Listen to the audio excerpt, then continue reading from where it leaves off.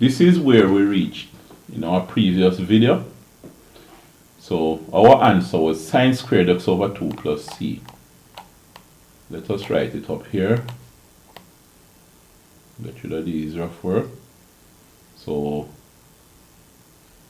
sine squared x over 2 plus c was our answer.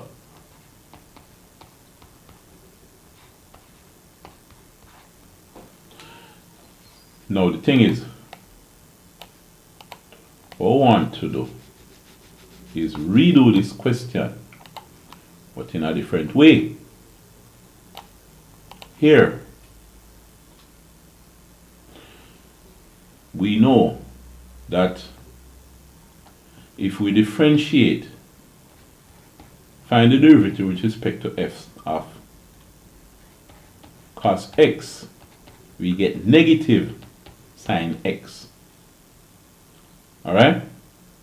So, here, in the first one, we let u equal sine x, then we differentiate it and get cos x. What I want to do now is let u equal cos x. When we do this, what we see is that we find the integral of sine x times u dx. See that? Now, you want to integrate a function of u du. So we find du by dx for this. Du by dx is, when you differentiate cos, you get negative sine x. And then you want to know what dx is. So transpose for dx and say dx therefore is equal to du over negative sine x. See that? Now, you rewrite this as integral of sine x times u dx, but dx is du times du over negative sine x.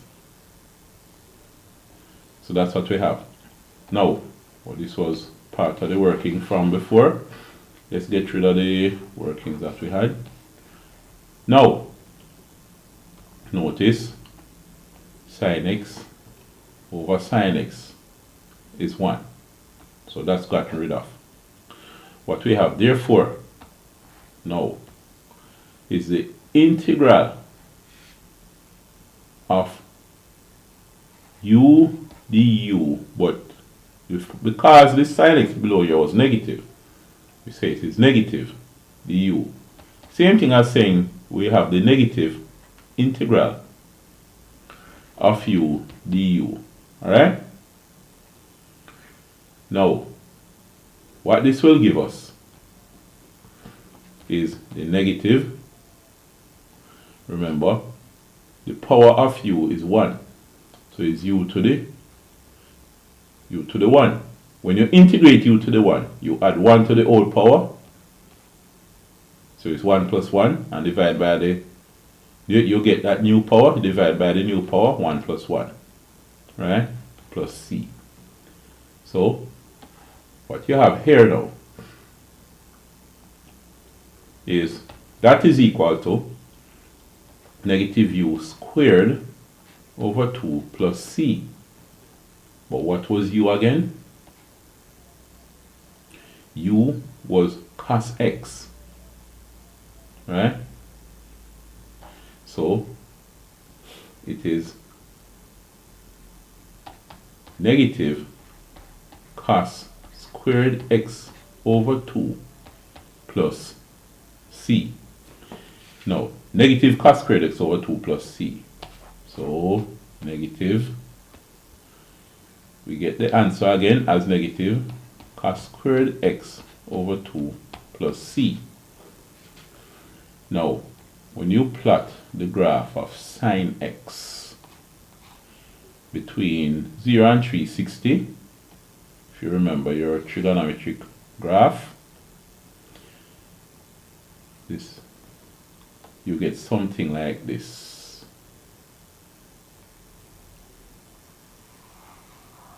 Remember?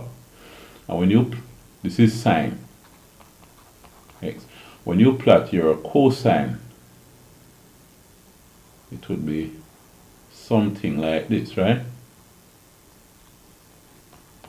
Cosine x. Now, here,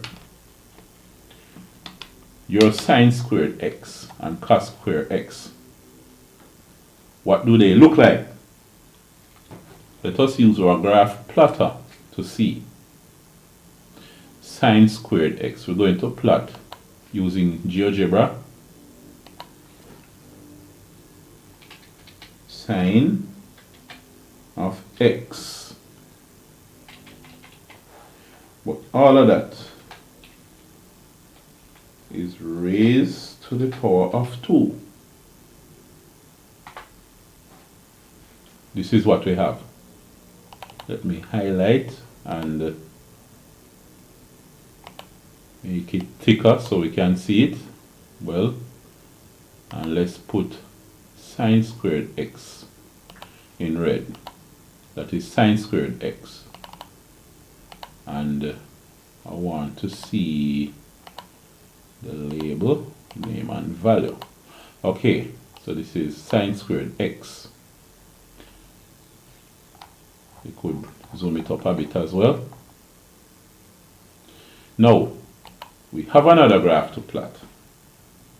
Well, what we had was half sine squared x. Sine squared x over 2. So let's just stick to that. 0.5 times sine squared x. That's what we plotted. Alright? Let's zoom in.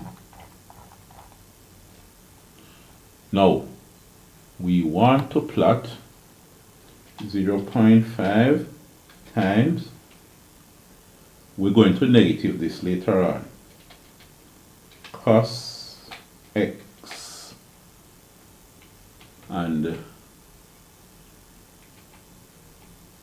0.5 times open bracket, open bracket, cos x, close bracket, raised to the power of 2. That's what we have. Now, let us put the cos, where x in blue, and let us make it thick as well, and show the name of it and the label. Now, what we had was negative cos square x, negative half cos square x. So, let us now negative this. So put a negative sign in front of it and go. Now here, you notice it's the same graph but displaced by a certain value. The value by which it is displaced up and down would be C. The only difference is C. Remember, when you add a number to a graph, it goes up for positive and goes down for negative. But the sine squared x over 2 and negative cos squared x over 2 yield the same thing, same graph. Because you can drag this, change the value, C, and you get them joined together, right?